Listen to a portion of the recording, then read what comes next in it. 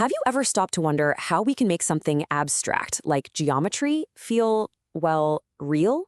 How do you teach a kid about lines and shapes, not as a bunch of rules they have to memorize, but as something they can actually touch and create and play with?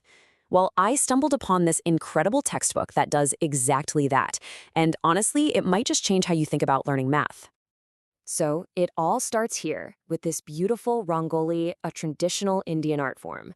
But I want you to look a little closer.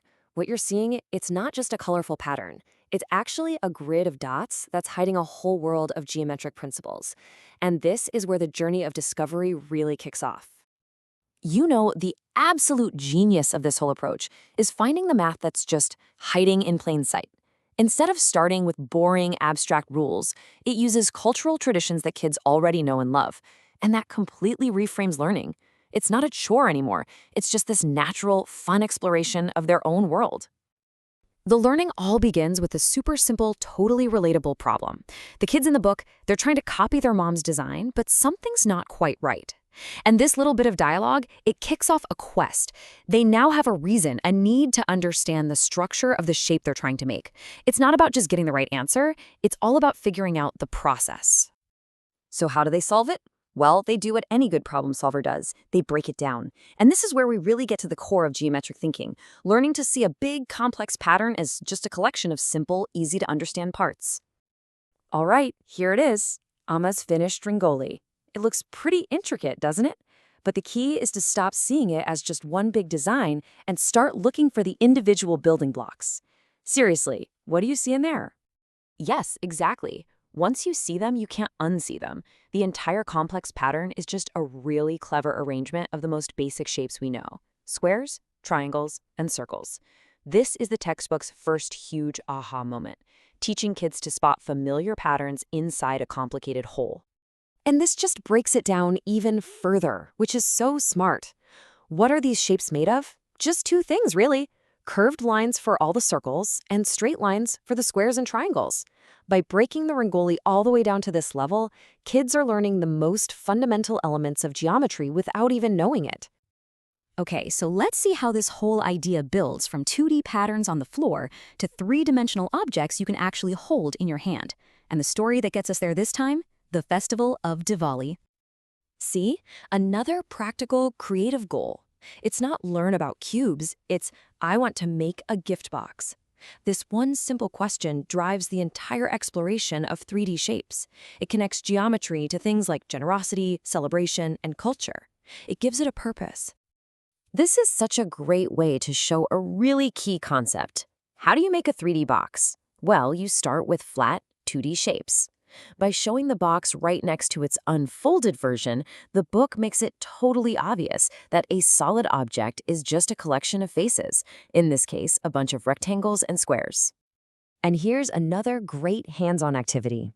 Making an envelope isn't just arts and crafts. Nope, it's a lesson in applied geometry. When you follow these simple steps, every single fold creates a new line, a new angle, a new shape. You start with a simple square, and you end up with something useful, something functional. So, after the kids have had a chance to play with shapes and build things, what comes next? Well, they start discovering the rules for themselves. This isn't about memorizing definitions a teacher gives them. It's about pure observation and comparison. I absolutely love this. The book uses the kids' own words as they figure out the really important difference between a square and a rectangle. One kid notices that for a square, all the sides have to be equal. But the other one realizes that for a rectangle, only the opposite sides need to match. They're literally building the definitions from what they see with their own eyes. But even though they're different, they have something really important in common. What is it? It's the number 4. Both shapes have 4 sides and 4 corners. And this process of finding what's the same and what's different is the foundation of mathematical thinking. And then, to really make the learning stick, the book throws out a puzzle. This isn't a test, it's a game. It invites the kids to play around with the rules they just figured out. Go on, think about it for a second. How would you arrange 12 sticks to make the most squares? It's just a fun, low-stakes challenge that reinforces what a square actually is. All right, so we've covered shapes with straight lines. Our next little adventure takes us to a shape with no straight lines at all, the circle.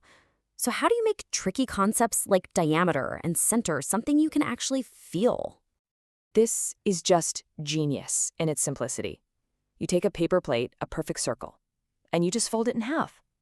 That crease you just made, it's a straight line that goes right through the circle.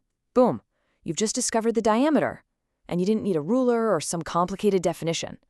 And then, get this, if you fold it in half again, the point where those two folded lines cross, what's that? Well, that's the center. It's another one of those totally abstract ideas made physical and obvious through one simple action. The book never just gives you the answer, it lets you find it yourself.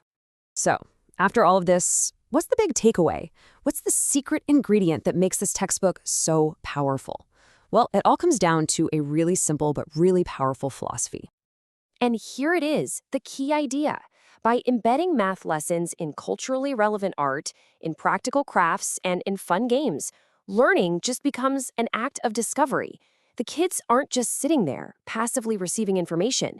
They are active mathematicians, figuring out the rules of the world one shape at a time. And that kind of leaves you with a final thought, doesn't it?